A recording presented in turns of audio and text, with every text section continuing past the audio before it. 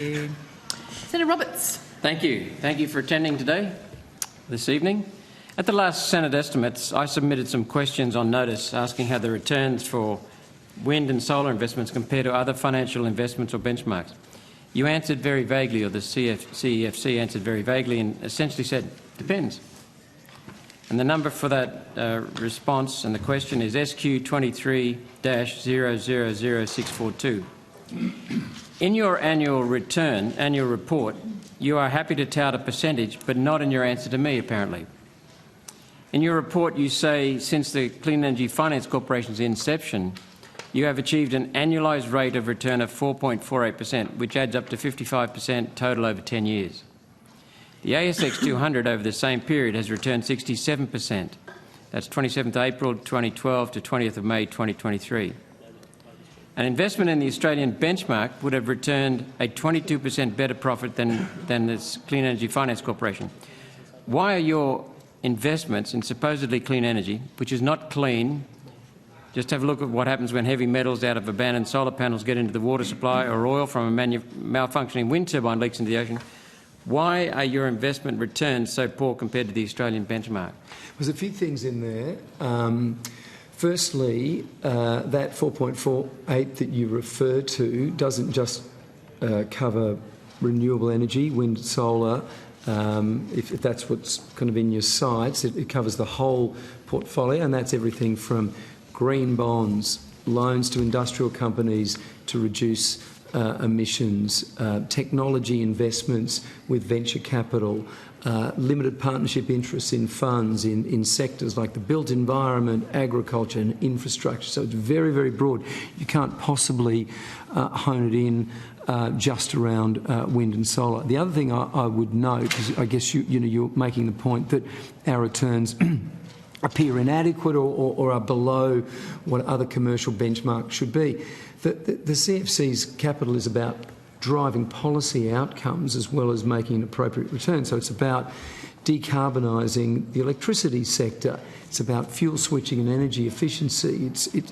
So in many cases where we may make a below market return because that's what's needed to bring this project online or take a technology down a learning curve. So I don't think you can use those very sweeping references to apply to the CEFC. So let me interpret that. You're saying that the subpar performance is the cost of subsidising government policy objectives. I wouldn't put it like that. I would say that if you felt that we weren't reaching some kind of commercial benchmark, that's probably a reflection of the way that we're using our capital in a way to deliver on the policy objectives of the CEFC. But equally, we're a lender. For 70% broadly today of our portfolio is debt. So you can't compare it to an index like the ASX or some ETF or whatever it might be, because a secured loan is a relatively low yielding investment compared to putting money into a technology company where you might expect 25%. So again, I don't think we're comparing apples with apples. That's fair enough. I'm asking for more details because the response on questions on notice was not detailed, was not respectful in my opinion. It was very vague. Senator, happy to provide you with more information around that and break it down by kind of sectors to sort of demonstrate that and give you a bit more background to the return, the 4.48 that you referred to. So you can take that on notice. I can do, very happily. Perhaps something else you could take on notice is why should Australian taxpayers be giving you the extra $20.5 billion Labor has given you in this budget, given you're not even close to the Australian benchmark? So you're going to explain why we're not close to the benchmark, fair enough. But why should the Australian taxpayers be giving you an extra $20.5 billion?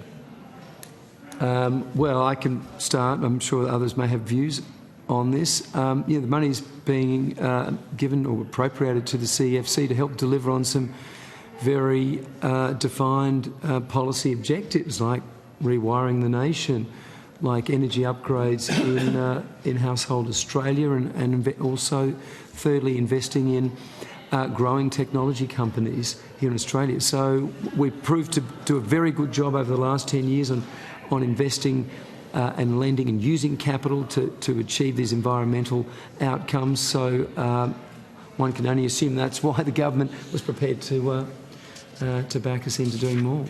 Senator Roberts, I think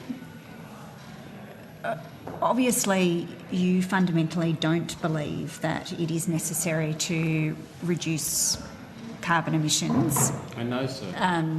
Yes, well, it is a difference of opinion between you and the Australian government, and as I understand it, it is also Minister, a difference of repeatedly failed to opinion provide the evidence between for your policies. you and the opposition, as I understand their policy. I think the opposition however, wouldn't agree with me.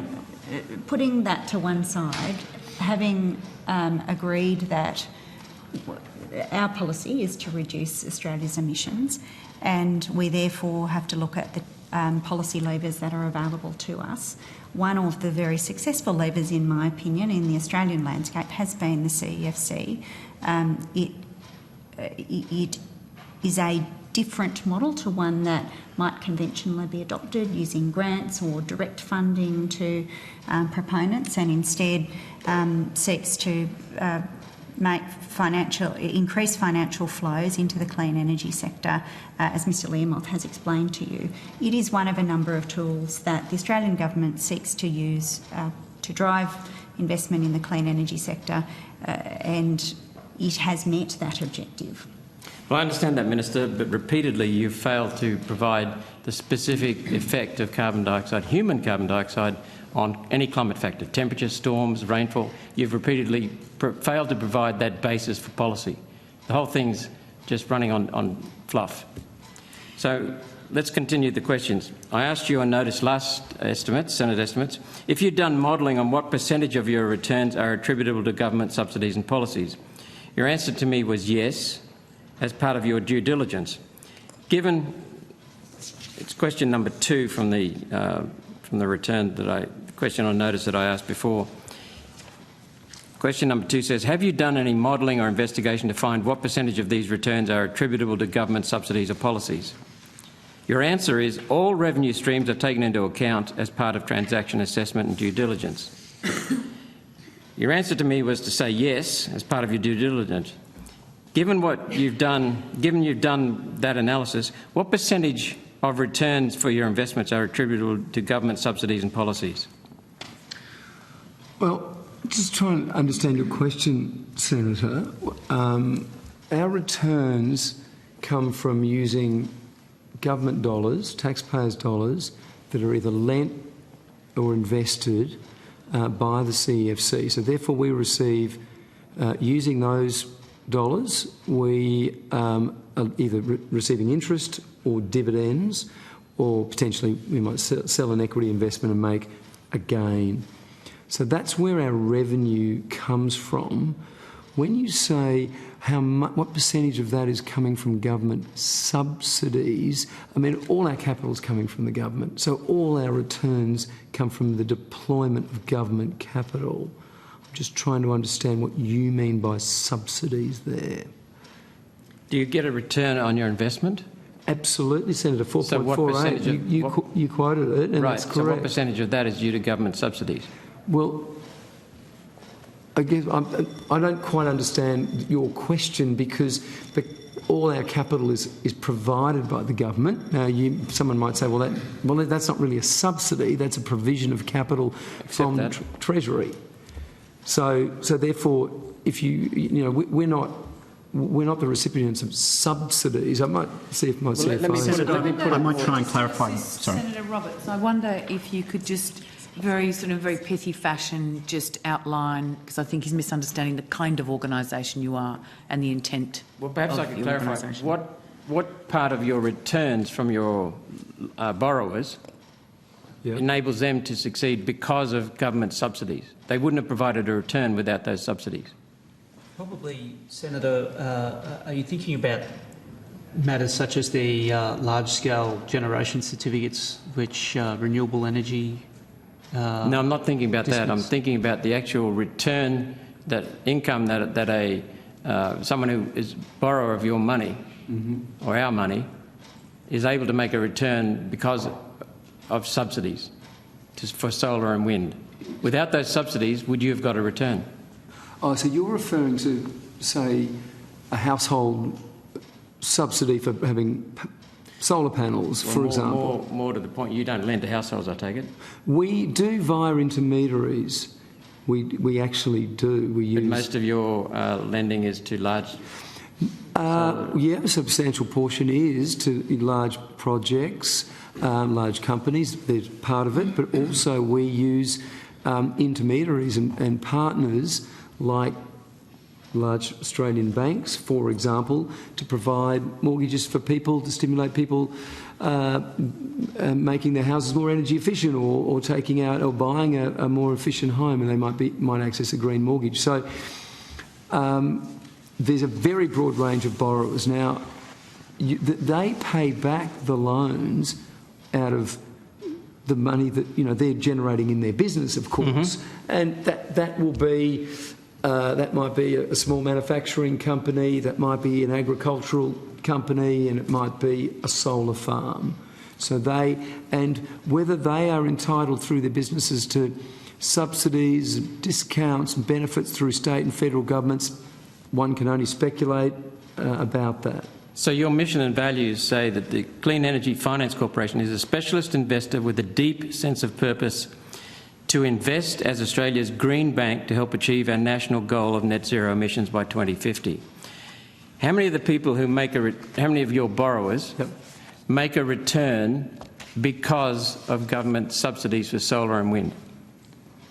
In other words, without those subsidies, you would not be getting a return. I'm not sure about that. I mean, let's look at a solar or a wind farm. We may lend them money to help them build out the generation plant, the wind turbines, the solar panels, for example.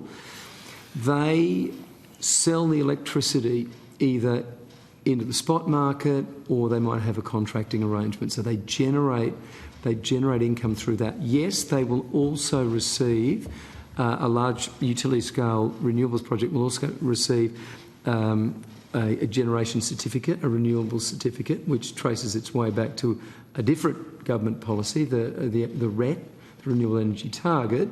So some component of the income of a renewable energy project does come through a former government policy, but the majority of income comes from the sale of those electrons, either to someone who wants them or into a market like the NEM spot market. They make that money, and if we're the senior lender, we're the first person they'll pay us back interest and principal through those revenues. So do you have any idea why, when we're told that solar and wind are now the cheapest form, we still need subsidies? Last question, Senator Roberts. Okay, well, Well, we just know that because it's wind and solar, based on the cost of it, and what they can produce is today the lowest cost of energy. But let's move to another question I Senator asked. Roberts, we'll rotate the call. We can come back to you, okay, but we'll rotate the call. Thank you, Chair. Thank you. Senator Payman.